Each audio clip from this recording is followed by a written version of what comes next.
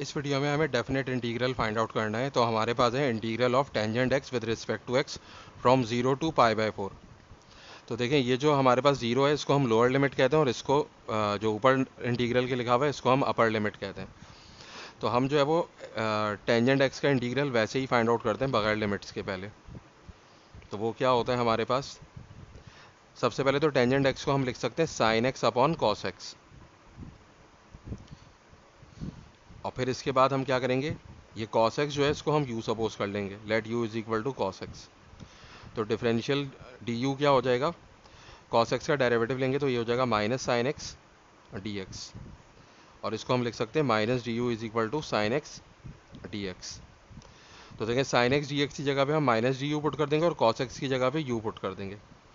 तो integral of ten x क्या हो जाएगा हमारे पास, minus D u upon you.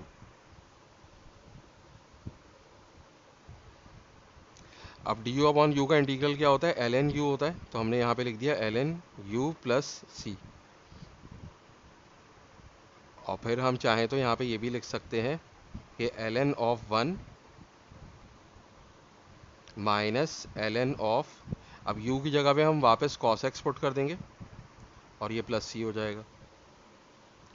और इसको हम चाहें तो ऐसे भी लिख सकते हैं एल एन की लॉग की प्रॉपर्टी होती है log of a minus log of b is equal to log of a upon b. तो जो है वो l n one minus L n cos क्या हो जाएगा, L n one upon cos x plus c. और ये हो जाएगा L n one upon cos x जो होता है वो क्या होता है, सेक एक्स होता है। अब हमें पता चल गया कि टेन एक्स का जो इंटीग्रल है वो एल एन सेक एक्स होता है। तो अब अगर हम इसके ऊपर लिमिट अप्लाई कर दें फ्रॉम 0 to π/4,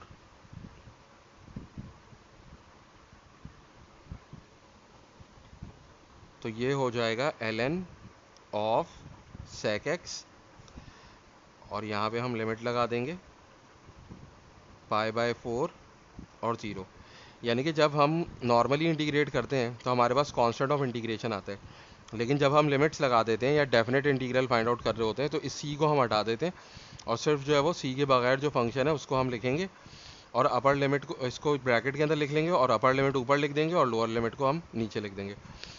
अब क्या करेंगे, पहले हम ये जो है ये असल में एक्स की वैल्यू है, तो एक्स की वैल्यू π/4 पुट करेंगे, फिर एक्स की वैल्यू 0 पुट करेंगे और दोनों को सब्ट्रैक्ट कर देंगे।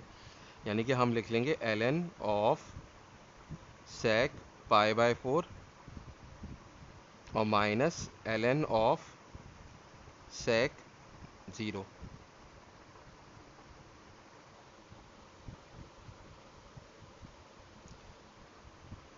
तो ये क्या हो जाएगा हमारे पास, सेक π/4 होता है √2 स्क्वायर रूट ऑफ 2, और माइनस एल ये जो है हमारे पास क्या हो जाएगा, सेक 0 जो होता है वो 1 होता है।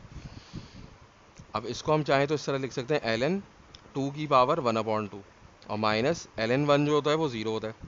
अब अगर लॉग हम ले रहे हैं किसी नंबर का और उसके ऊपर कोई पावर है तो वो पावर जो है वो कोफिशिएंट बन सकती है। तो हो जाएगा 1/2 एल एन ऑफ 2 और माइनस 0 करेंगे तो वापस हमें हाफ एल एन ऑफ 2 मिल जाएगा। तो ये हमारा फाइनल आंसर है, और इस तरीके से हम डेफिनेट इंटीग्रेशन करते हैं।